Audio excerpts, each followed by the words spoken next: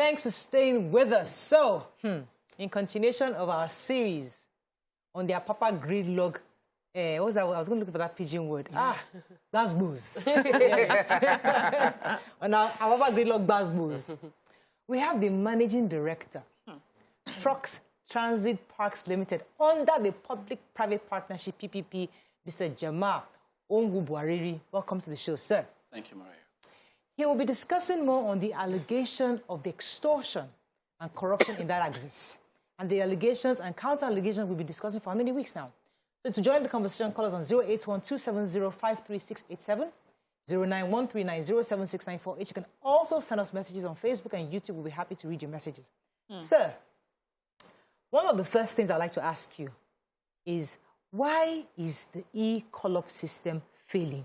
I mean, we asked the questions to our last guest, and he told us that it's because people actually do register online. Yes. But some people with Man United connections or Arsenal connections go ahead and jump the line, and that causes congestion. So, is that true? And if it is, how can we avert this and stop it from happening? Okay. I will say that the Apapa Gridlock is 51% man-made and 49% infrastructure deficit. Okay. Now, talking about the part about the 51%, so this is what they call simple majority, right?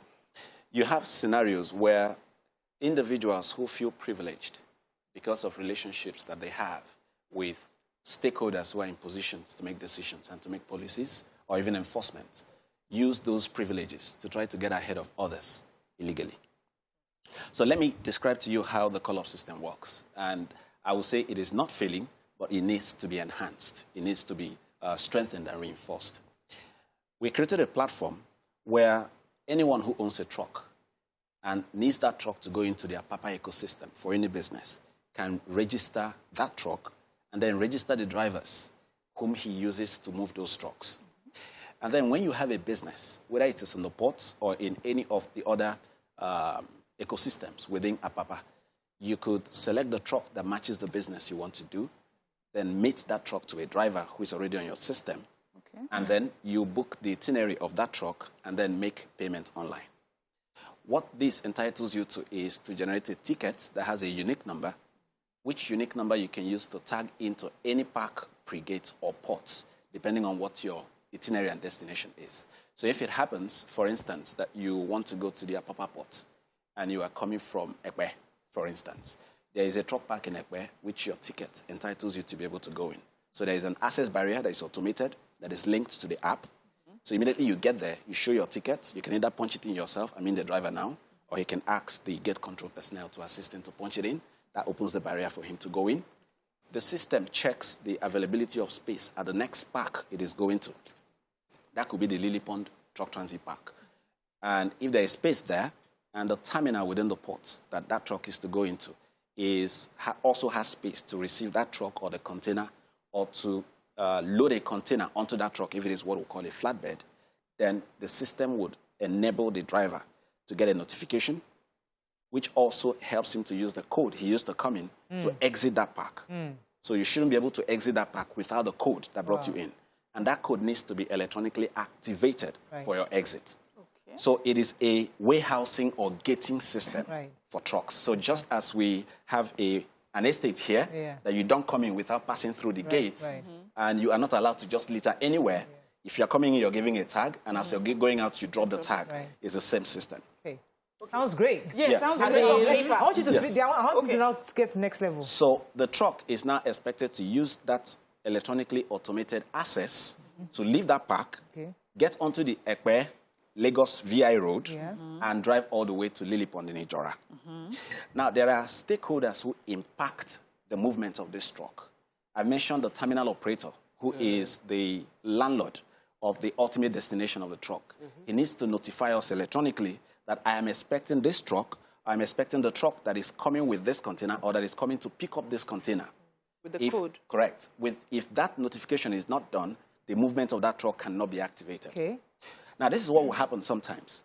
This truck driver, because he feels he is in a hurry, or he feels that, let me get closer to the port before I start looking for the business. he will either not book or book but not enter the park, and then he has some worth of money with him, with which he will bribe the police and the last mile officials on his route. Some of them even go as far as bribing the owner of the park to allow them entrance. No, not allow them entrance, but to use their code to simply let them in and out without them being at the park. Why?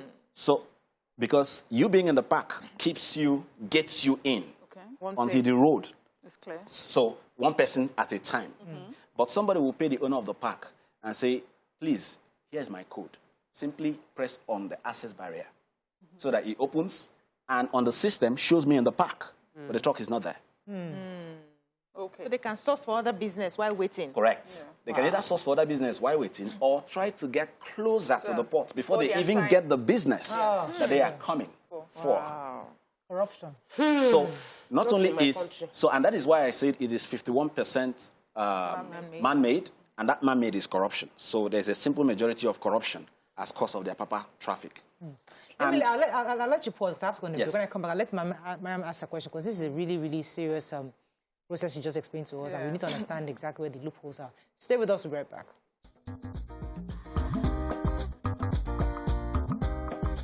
Stay tuned. Your view will be right back. Thank you very much. You still have the MD of the Collop, the company in charge of the e-Collop system, so we can get better clarity on how the process was. Mariam, you're going to ask a question. So from what you've explained, it sounds really great on paper. And what I understand is if it works the way it's supposed to work, we shouldn't have these trucks on the road. Correct. So my question is, who are those in charge of causing, and can you name them? Because we have many people that come and say there are some people. We would like names. Who are those in charge of causing this gridlock if the call-up system already caters to making sure that gridlock doesn't happen? Okay. So this is supposed to be a synergy between various stakeholders. You have we ourselves who are at the back end managing the call-up system, the batching and scheduling system for trucks. You also have the terminal operators who are supposed to notify us electronically of their readiness to receive trucks and to exit containers from the ports. You also have the Lagos State Enforcement Team who are supposed to ensure that the traffic keeps flowing, and whenever there's a bottleneck, they will intervene to find out what is causing the bottleneck. Okay. So if it is a truck that has not gone through the process, that now wants to force its way through, they are supposed to tow and arrest that truck away from the road to ensure that the traffic keeps flowing. You also have the road construction that is going on around, especially the Tinkan area. About 40% of the road is in bad shape. You can see it from all the pictures if you just Google it. Terrible. And sometimes you see, as you can even see from the picture on the screen, you can see that there's a portion of the road that is waterlogged. We don't know how deep It is. the gully is. So sometimes you have trucks falling there and then their containers getting spilled over. And that will cause gridlock for hours until they are towed. Sometimes the gridlock itself will not allow a towing truck to get there in good time. But I think that what is causing the problem is corruption. Who are the people? Lack of sincerity, lack of infrastructure, and the desire by some stakeholders to get ahead of others. Who are these stakeholders? So we have the transporters, right, who would explore every possible avenue to try to get ahead of others. The closer you are to the ports, the more likelihood of you getting prime business. So some would, even when they do not have a business yet, will want to shift their way to the port as much as possible. And they will need to bribe their way to do that, because if you are closer, you get a business that is ready, you can deliver it faster, and you can charge more for it. You also have scenarios where, because I want to go ahead of others, I need to bribe the person who should have prevented me from getting ahead of others when I've not gone through the process. So it's basically greed and the Nigerian factor of us wanting to shunt and get ahead. Correct. Like I said, that's 51% of the problem. Of the time. So for me What's now, the what are the 49? measures? Infrastructure, he said. Lack of infrastructure. So Okay. what are the measures now that your organization, your company is putting in place to fish out those people who log in and log out? The loopholes. Yeah, because it looks like they are there, but they are not there. But since you're using technology, you should be able to fish them out. Is there any plan in place? This has been done, and it's a continuous process. From time to time, we do an electronic audit of how long it takes trucks to go in and out of parks. So that will help us to see whether somebody has breached the process. So if, for instance, you came into this park and in 2 minutes you're out, that's an obvious flag. So we will check the ticket history of that truck and then check. Yes, correct. And then check with the owner of the park how come a truck came in and left within 5 minutes. So that's obviously a breach. In fact, together with MPA, we've blacklisted some of these truck parks in the past and gave them strict conditions for their being reopened. So it is an ongoing process. Let me take this call from Honorable Dambaba. Good morning, are you there?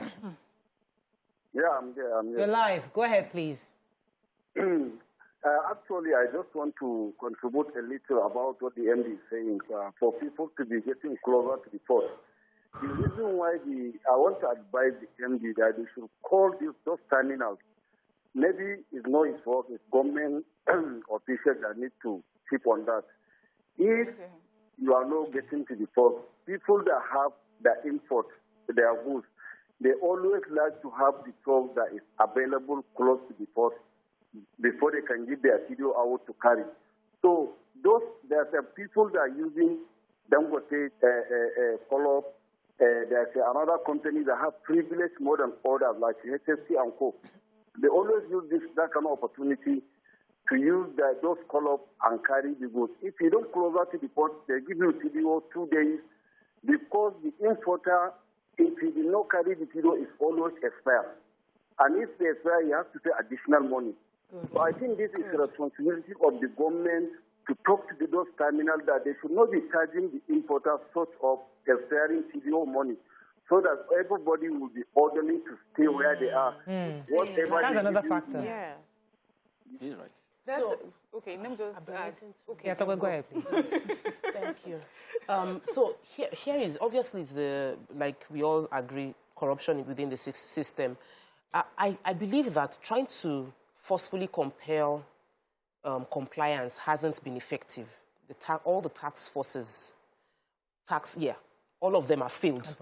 Compromised over time. Yeah.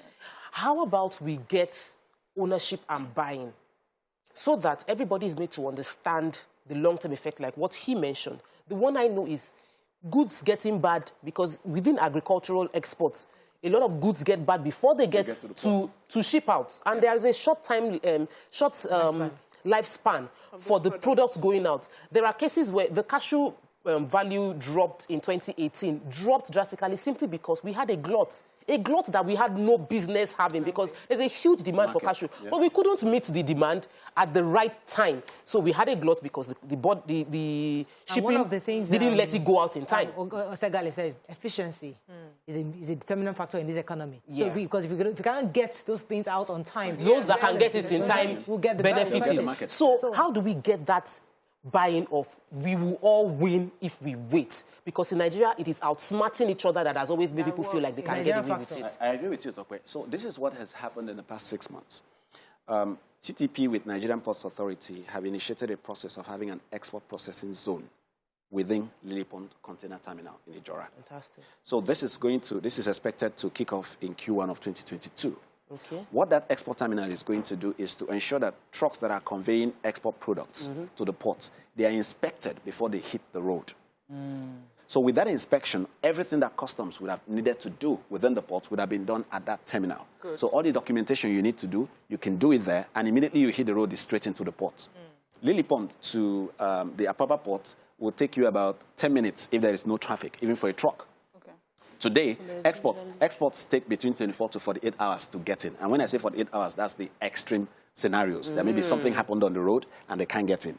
The export, the speed of getting exports into the port has increased within the past 6 months since we came on board. But that's something that you also need to note about the process of moving containers into the port. What typically happens is that the guy who is carrying an export container or who is returning an empty container to the port would wish to get a return business. Okay.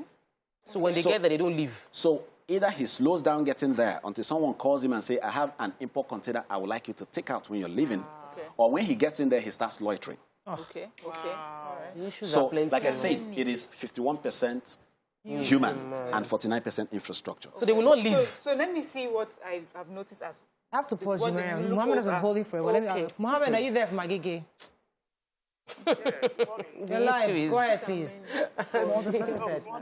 Yes, you're live. Go ahead, please. Thank you very much. On this issue of workers checking in and checking out of parks without actually being there, I would suggest that GTV should recruit staff that will go there, go to those parks, and be checking trucks in and out by themselves in order to reduce the trucks that are congesting roads. You understand that? So they should recruit their staff to go to these parks. When they get to this park, any trucks that are checking, they will see. Every truck that are checking out, they will see. So that there is no way a trucker will connive with a park operator to check in trucks and check out trucks without physically being in the park. Because this is Thank you, Mohammed. As long as they're not Nigerians. They're Nigerians. They are human beings. The more human beings you put there, the more channel for Let me tell you, ladies, money what making. typically happens. Bala Mohammed, thank you very much for that comment. So the truth is this. There are some of the truck parks. We've already installed cameras there, and we can see the cameras from our office. Okay. So typically, the cameras are supposed to be what we used to check, that these trucks are in your park, and this is the time for them to leave, and we can see them. Okay. Some truck parks will go and turn off the cameras. Wow. They'll turn them off. Nigerians. Or redirect their view to where you will not see what's happening at their truck parks. So, but Nigerian Ports Authority have been very, very consistent in ensuring that when these infractions are done, then those parks are penalized. Either they are shut down for a while, or they are asked to meet some requirements before they are reopened. As recent as 2-3 weeks ago, there were complaints about that regarding some of the parks that are used for shuttling trucks into the Tinkan Island port. And that is part of the reason why I mentioned earlier that somebody would pay instead of going into the park and then hang on the road. However, the good news is that currently there is Good news. Yes. Say it There's a review. There's a review we're doing with the Nigerian Ports Authority at the moment to upgrade the system to ensure that if you already have not gotten a return business in the port and you're taking an import container or an export container, you will simply go and drop that one and leave. My parents live around Amuward of Nima. Right. So it would be terrible if Nima is not around and I cannot speak for that area. Right. So there are terminals in that, once you turn off that second rainbow. Correct. There are terminals there. And because terminals are there, the entire road is blocked with tankers. Is blocked with tankers. Then the one of container, where the container, where they pick up. Bonded terminals. Yes, bonded terminals.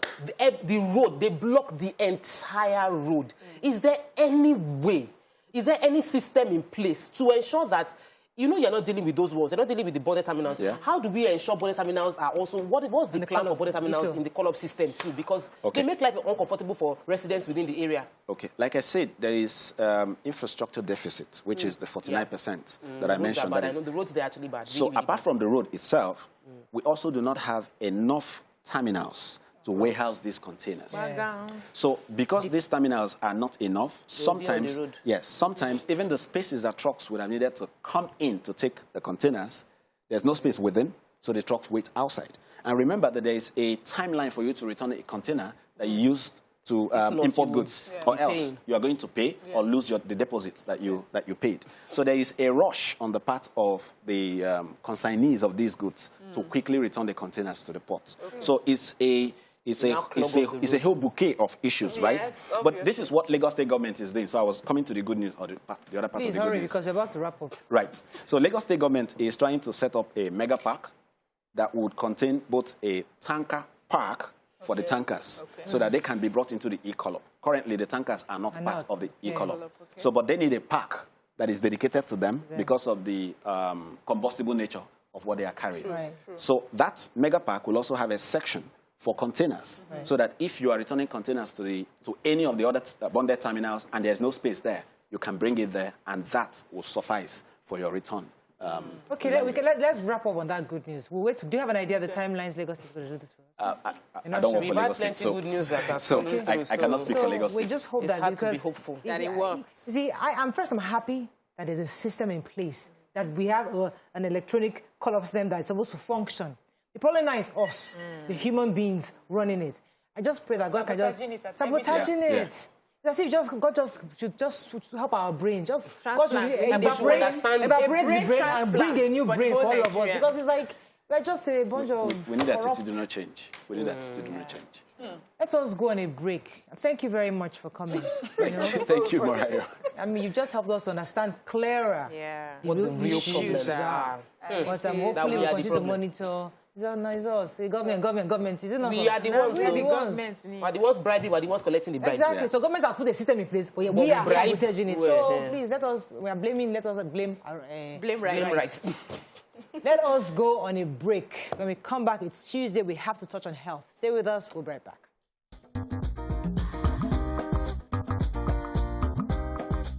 Stay tuned. Your View will be right back.